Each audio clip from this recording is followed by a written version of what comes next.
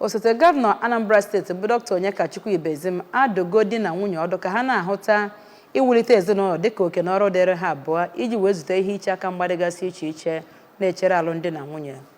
Osote Gọvanọ Ibezim nyere ndụmọdụ a na Emir South dị n'Ọka n'oge mmemme agbamakwụkwọ nke otu onye ọlụ ya bụ Chisom Echele na ọdịya n'obi bụ nwaada Chiamaka. Onye nta akụkọ anyị site n'obi gọọmenti bụ Emmanuel Okonkwo gara ya bụ mmemme agbamakwụkwọ maka ọrụ anyị ka o si wee gaa.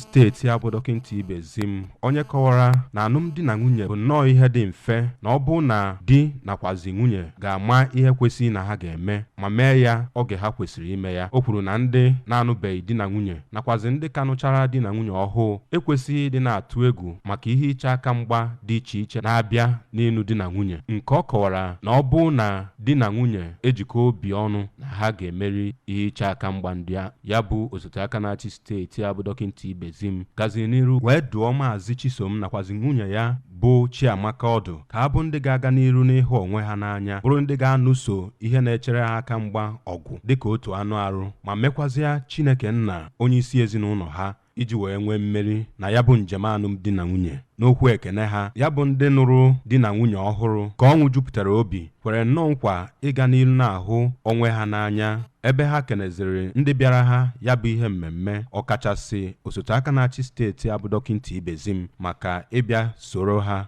wee kenee Chineke n'ihe o mere ha. Site n'Ọka, abụ m Emmanuel Okonkwo.